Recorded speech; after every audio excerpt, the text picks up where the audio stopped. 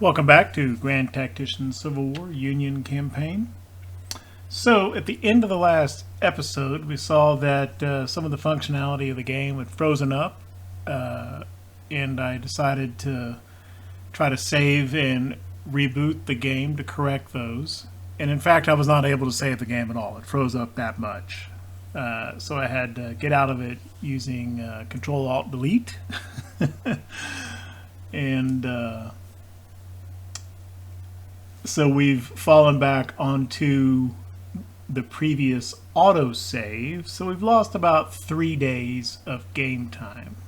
The save would have been on August 26th, 1862. We are back on August 23rd. And not much happened during that time. We didn't really lose anything significant.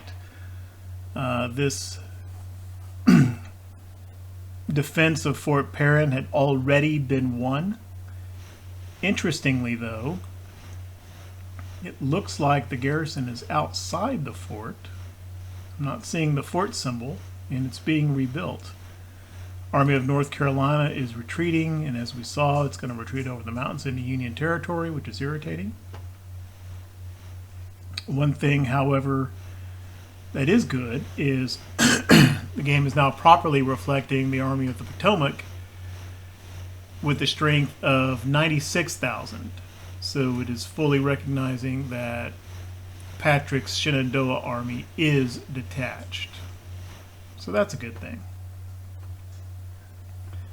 As soon as I unpause time, the Ironclad's going to go back to beating their head against Fort Norfolk. I don't really expect that to be successful, and I don't know what to do about it. And we also know from the last episode that McClellan's army has got severe supply issues over here at Lynchburg. It's not able to draw sufficient supplies, so I'm just going to, before he starts showing the skull of attrition, I'm just going to move him back to Salem, as we had done during the previous episode.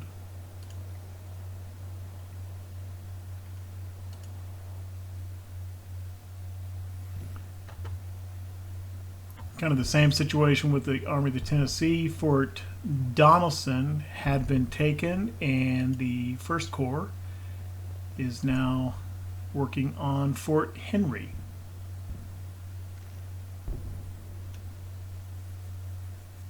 And I'm just going to wait till all 3 of these forts are captured before I go and fix them up with additional garrison units. Don't remember if I had assigned Fort Hill House its commander yet. I did. And one of those batteries is already there.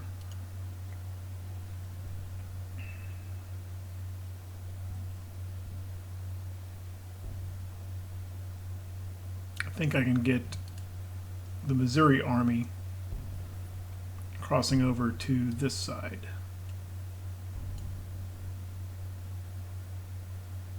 Let's see if he'll take the river.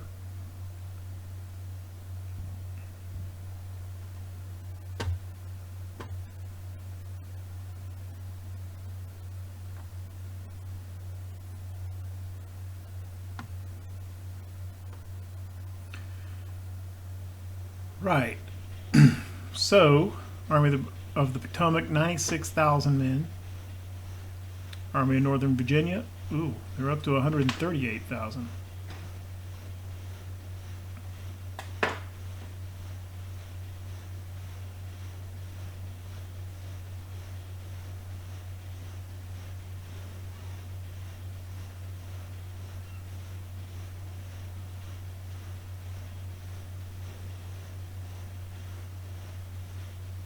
It's got about 40,000 men more. Did he add another corps? No. He didn't add that army. Or this. Polk's command is now Polk's corps in the Army of Northern Virginia.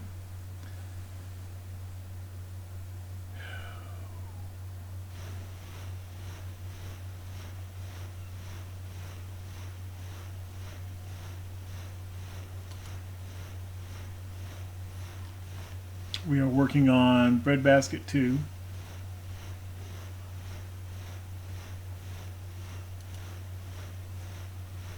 $308 to $250.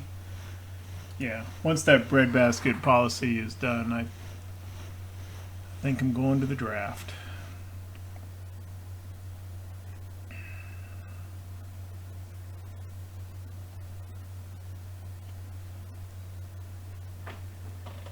In fact,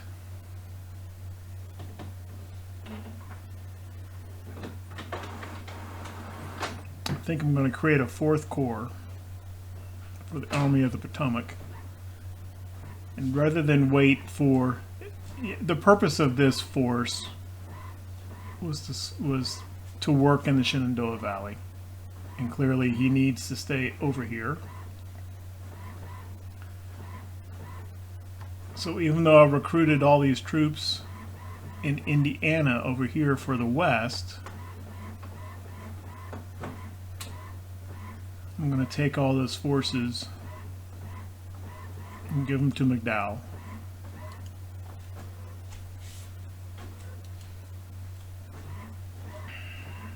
Permanently. 4th Corps.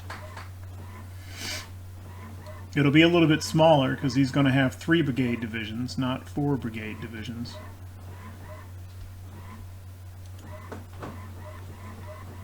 And we'll worry about the commander later.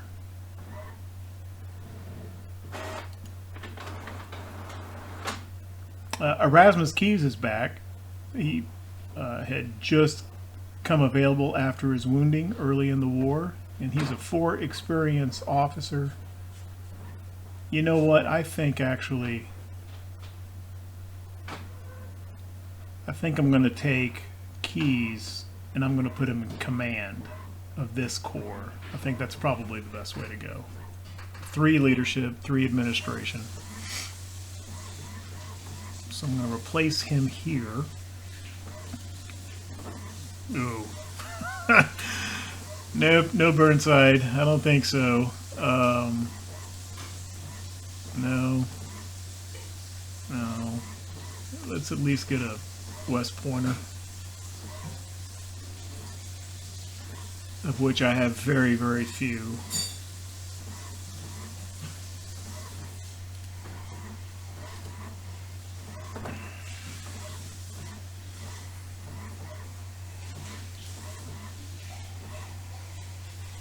It's an infantry division. Ow.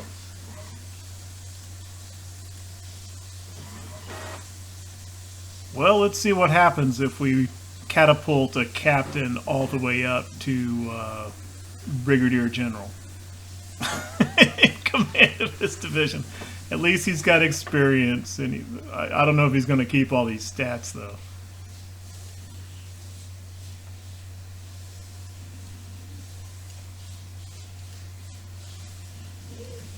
He did.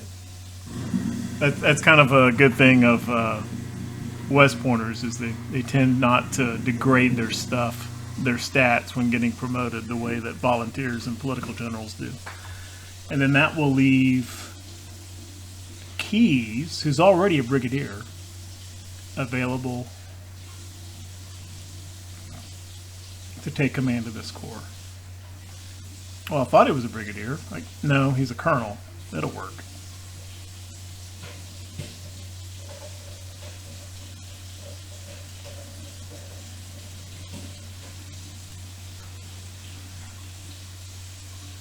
It's fine. Okay, so we need another division.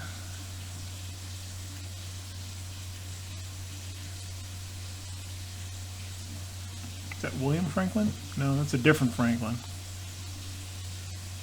Yuck. I mean, it says Brigadier General, but when it's in parentheses like this, that's the rank he will be once you exit out of this screen. He's probably like a captain or major right now. And then we're going to need an artillery division and a cav.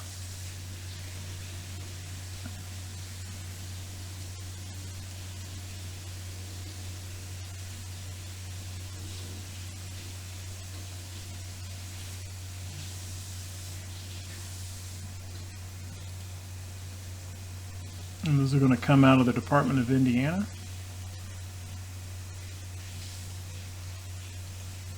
I could be doing this off screen, but or off camera, but yeah, what the heck. Okay, 3 brigades to Hazen.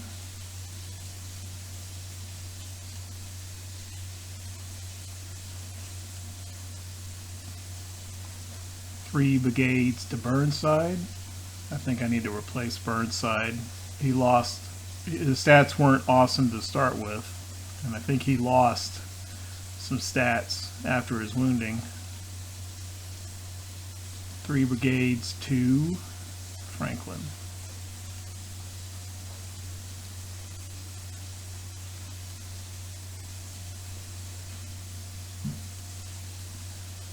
Three batteries.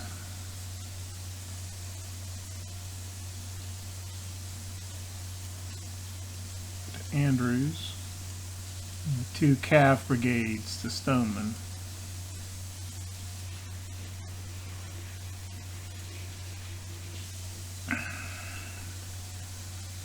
So that is another almost 32,000 coming to the Army of the Potomac, which I think they need. We've got a volunteer pool of about 65,000.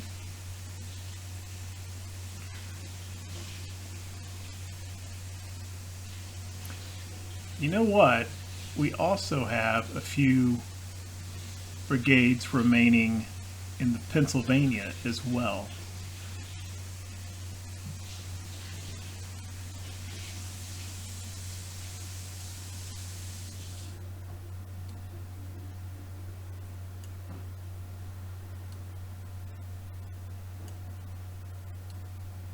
And then that'll pretty much bring Keys up to the same organization as the other corps. But with all of these being full size, this will actually wind up being the largest corps in the Army. Although, not the best armed.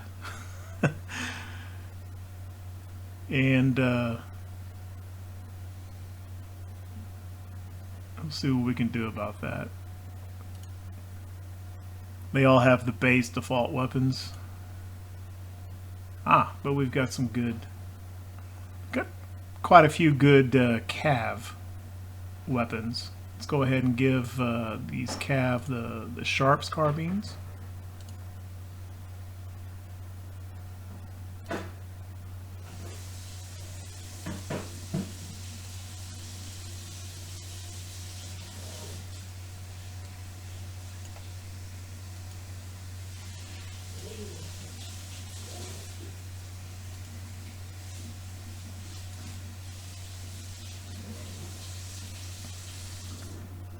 Then I'm not going to click through and let's just see how many. Okay, we have enough rifles for all these guys. I don't usually do this because it's not a lot of control. Let's just go through, highlight keys. Well, no, let's do it division by division. I don't want them to change out what I gave to Stoneman. Go Hazen, auto upgrade. Yeah, see, I didn't want him to do this. I don't want to give carbines to infantry.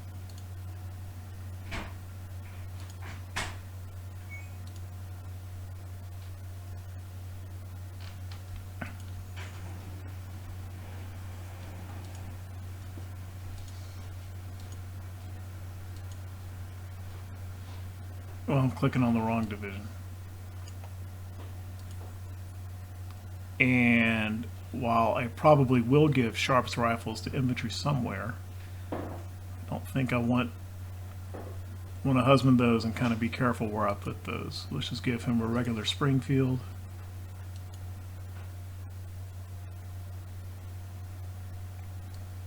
I have to scroll back over every single time. And now if I do it again, it's going to give the Sharps and the Merrills to these guys again. Okay. I think I'm going to wait until these guys arrive on station, and then I'll do that off. I'll finish improving these guys' armament later. And they won't be over here for a couple of weeks, regardless.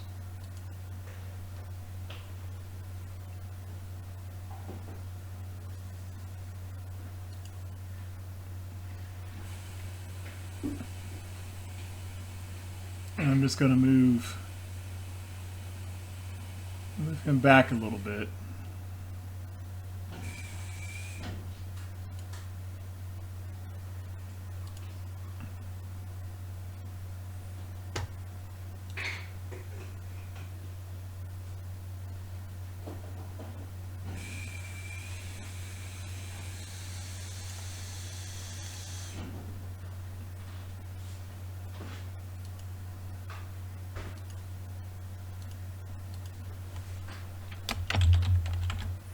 Fourth Corps of the Potomac. First Division, good. Second Division, good. Third Division, good. RD Division.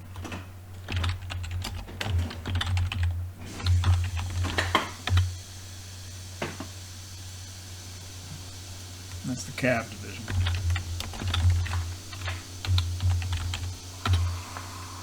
Then I'm going to have to go through and change all these brigade names as well. They're all messed up. Okay, but that's going to get the Army of the Potomac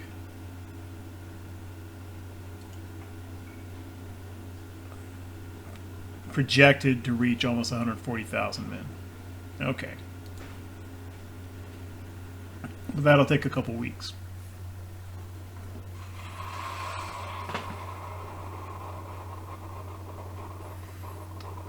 Let's get the clock rolling.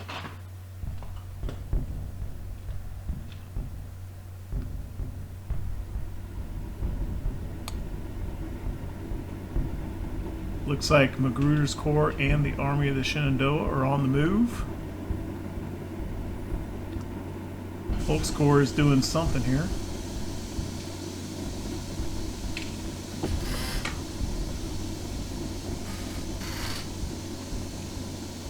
Sorry for that noise in the background. That's the coffee maker running. They'll quit in a minute.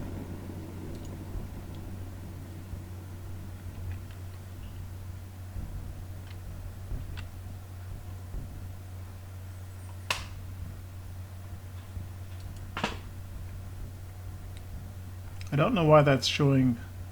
It's showing Fort Perrin Garrison, but that's not the fort icon. I think we're having to fix that fort. But whether that... Is that showing as an independent unit? It is. And it's specifically a garrison. Well, all these other ones are too.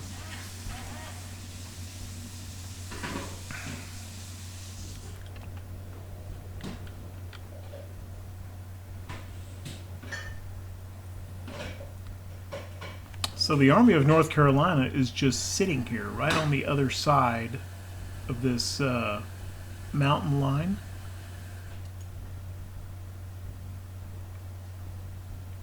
Appears he's done retreating.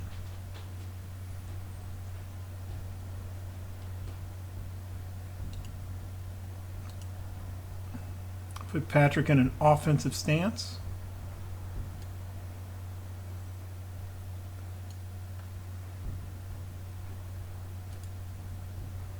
Move him around over here.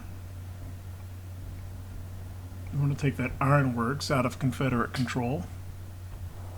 I'm kind of hoping that the garrison on its own can just repair the fort. I don't know if they can or not. We'll find out. Army of the Northwest is headed off somewhere, and we've lost sight of them.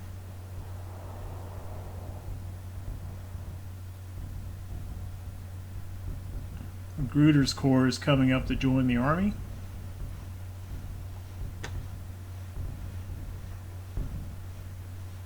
Okay.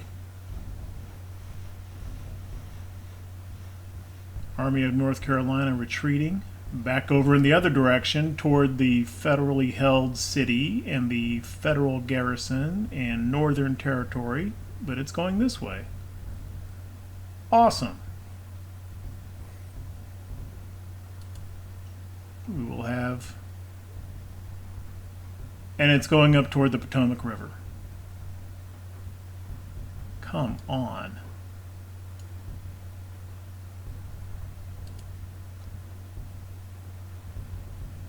And crossing into Maryland. And then back over this way.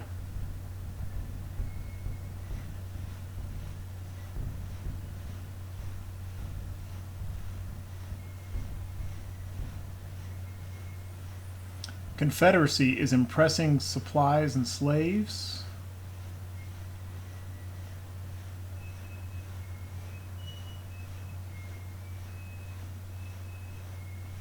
So I think what this policy does is the Confederate federal government can now impress slaves into government service.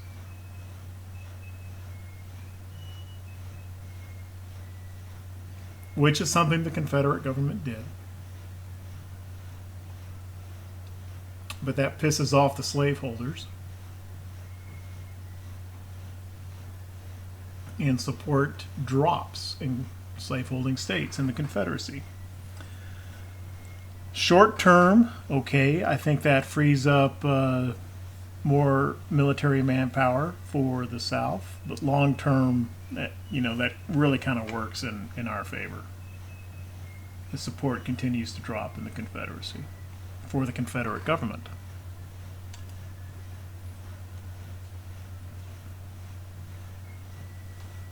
Which is a thing that kind of actually happened.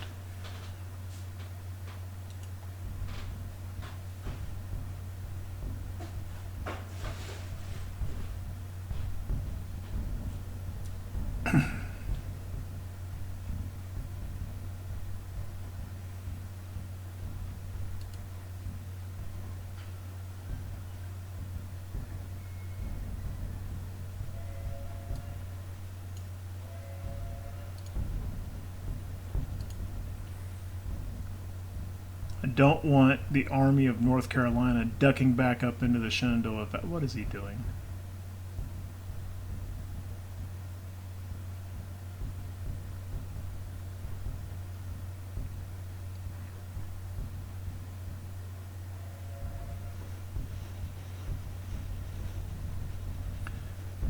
And Polk's Corps has come up across the river again and is besieging Fort Washington. That doesn't seem very realistic to me.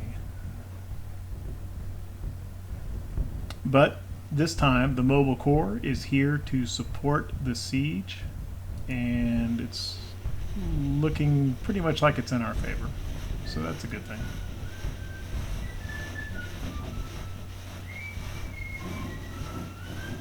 And the Army of North Carolina did come right back up into the Shenandoah and is again retreating.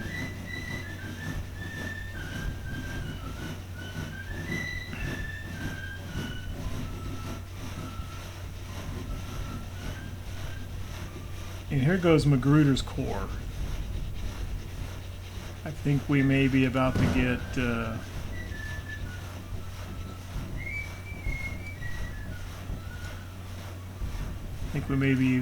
get our big battle here.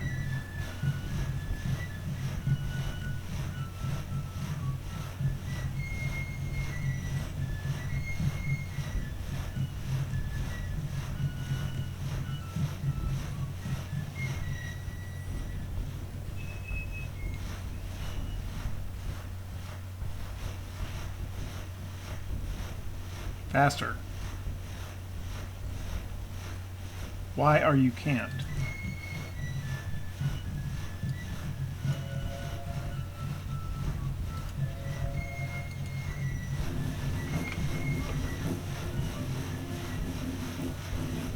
Boom.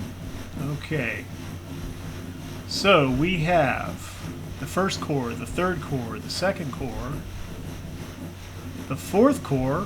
Looks like they've got a few men, and they are all within 12 hours of reinforcement. Total of almost 90,000 infantry and 14,000 cav against all of the Army of Northern Virginia, not to include the Army of North Carolina, and not to include our Army of the Shenandoah.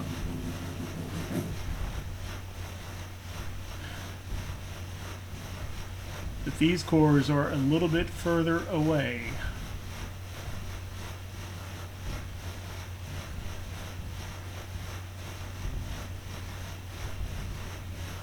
So this is, and it is Lee in command of the Army of Northern Virginia. Okay, I know that makes this a fairly short episode. But I think the next episode is going to be quite lengthy. I'm going to go ahead and put a break in here, and we'll be back for